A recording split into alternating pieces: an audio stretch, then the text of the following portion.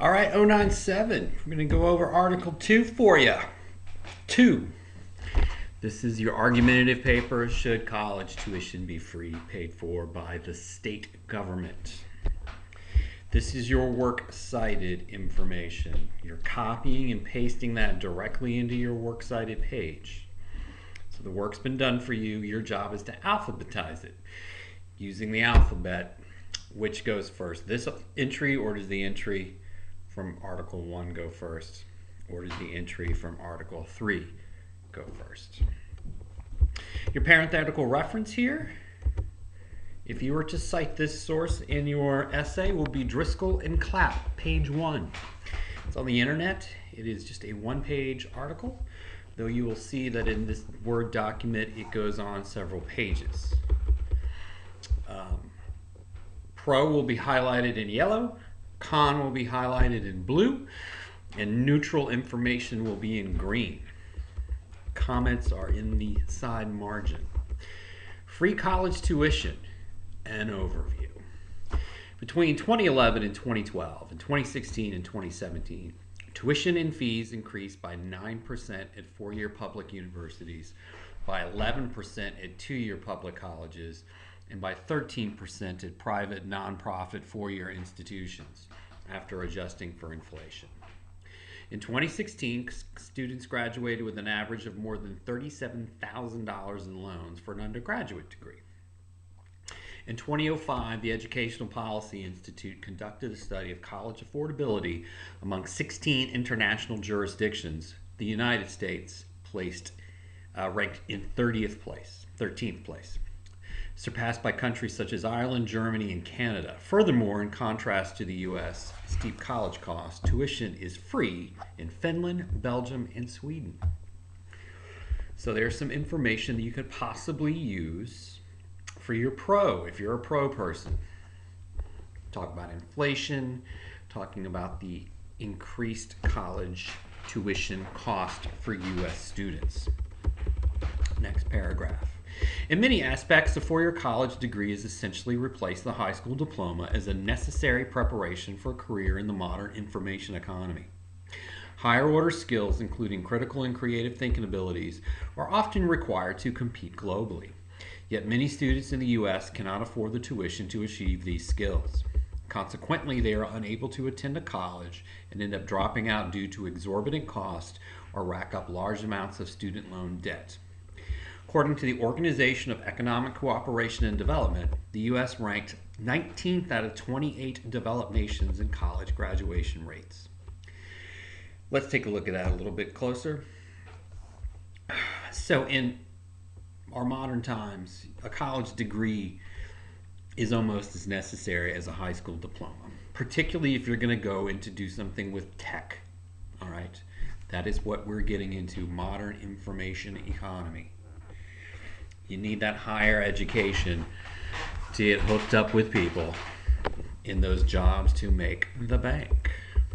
Okay, and that's another thing that this article doesn't go into, but it's something to consider, that colleges open up opportunities for you to meet people and to network. Next paragraph. Federal support for higher education comprises loans, such as the Federal Direct Loan Program, grants such as Pell Grants or Supplemental Educational Opportunity Grants, called College Work Study, and tax credits outlined in the Taxpayer Relief Act of 1997. State support is usually divided between direct appropriations to institutions and student grants and loan programs.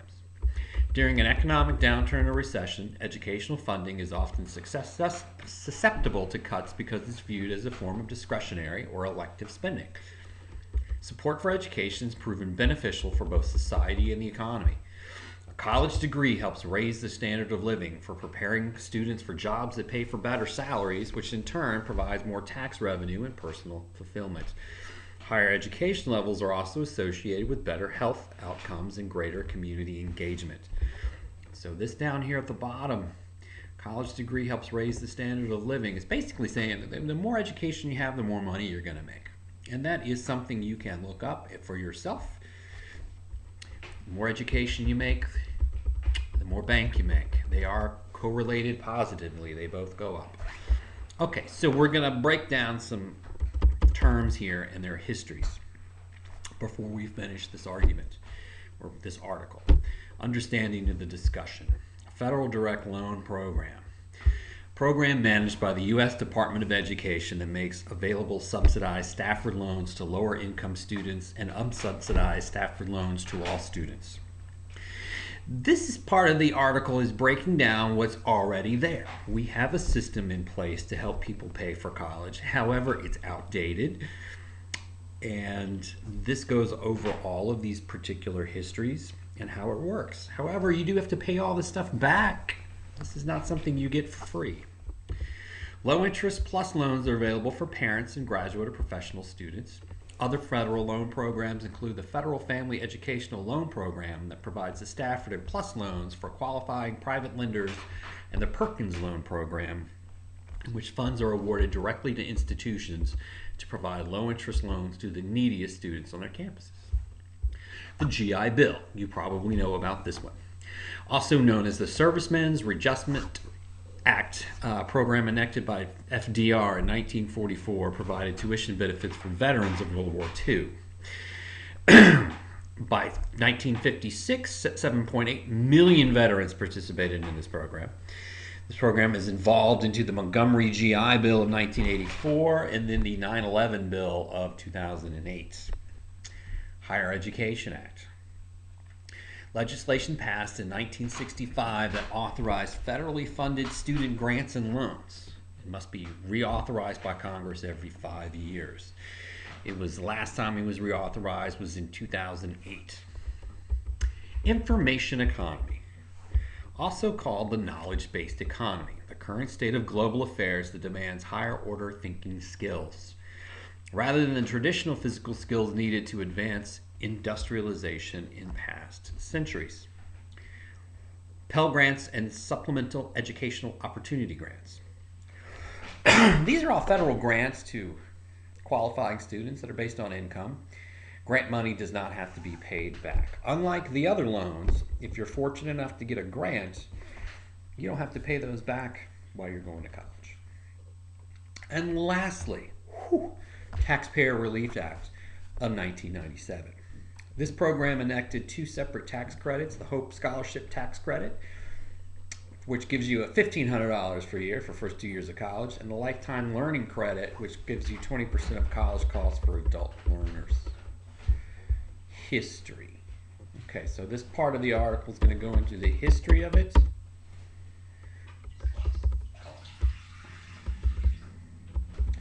Some of this stuff is highlighted in green, and they are neutral pieces of information you may want to include in your essay. The Boston Latin School, opened in 1635, was the first public secondary school in the United States. However, private schools that emphasized religious instruction dominated education until the 19th century. Most students who attended school left after the 5th grade. Only wealthy individuals could continue on to college. For many years, illiteracy among the general population worked against the economy and social well-being of our country. Thomas Jefferson believed that the country had moral responsibility to educate all of its children, and the schooling should be separate from religious instruction. His endorsement for a public school system set the tone for the common school movement, which in the early 1840s founded dozens of public high schools under the guidance of Horace Mann. The Common School movement established federal support for education. Let's unpack that piece. Illiteracy among the general population worked against the economy. This is a hidden piece of great little thing that you can argue if you're for giving away tuition for free. Illiteracy works against the economy and the social well-being. Meaning the more uneducated you are, the more likely it is you're going to be a burden on your country.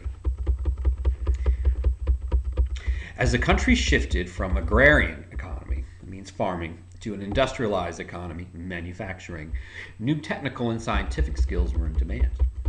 In 1862, President Abraham Lincoln signed the Morrill Land Grant College Act, providing in each state 30,000 acres of federal land for each senator and representative to support the first public universities. So each state they got land that was used to build public universities in the country. They would focus on agricultural and technical education. These land grant colleges included Pennsylvania State University, Ohio State University, and the California State University system, as well as the Massachusetts Institute of Technology and Cornell University, both of which became private schools later on. The land grant universities evolved into institutions that offered a wide variety of liberal arts and career-oriented programs. Lower tuition enabled students of more modest means to attend college, although a college degree still remained out of reach for many Americans. In 1944, President Delano Roosevelt introduced the GI Bill, the first major federal student financial aid program, which fueled the democratization of higher education. In 1947, nearly half of all admitted college students were veterans. By 1956, almost 8 million veterans have taken advantage of the GI Bill. The result was a growth of the middle class, a strong post-war economy, and increased tax revenue. In 1960, California adopted the Master Plan for Higher Education, which included free tuition to public, state, and colleges and graduates of all California residents. The program may have inspired other states and institutions, including the City of New York, CUNY, which offered free tuition to New York residents in the 1970s. 1965, President Lyndon Johnson signed the Higher Education Act, which included funding for federal guaranteed loan programs. The program was the first to offer college loans to low-income students. During the past decades, as college costs soared, states have looked for creative ways to help their residents pay for college.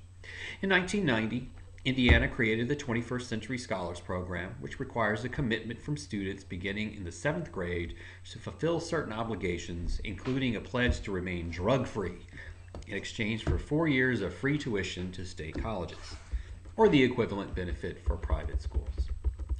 Some states, including Georgia, Florida, use lottery proceeds to pay for higher education. New York provides free tuition to children of New York State residents who die while serving in the military or were killed or permanently disabled in the 2001 September 9/11 terrorist attacks. Free college tuition today. Here's some more pro stuff, and this is the last piece of the article. There's been a lot of history, and you've been patient. As of 2017, Americans owe approximately $1.31 trillion in outstanding student loan debt, according to Forbes magazine. Some students are able to finance college through scholarships, but many loans are the only option. Many schools are looking for ways to ease the financial burden on incoming students, especially for students unable to borrow. Early in the 21st century, a number of elite public and private higher education institutions, including Stanford, UVA, and the University of North Carolina at Chapel Hill, increased their efforts to enroll more low-income students by replacing loan aid with grant aid for these students.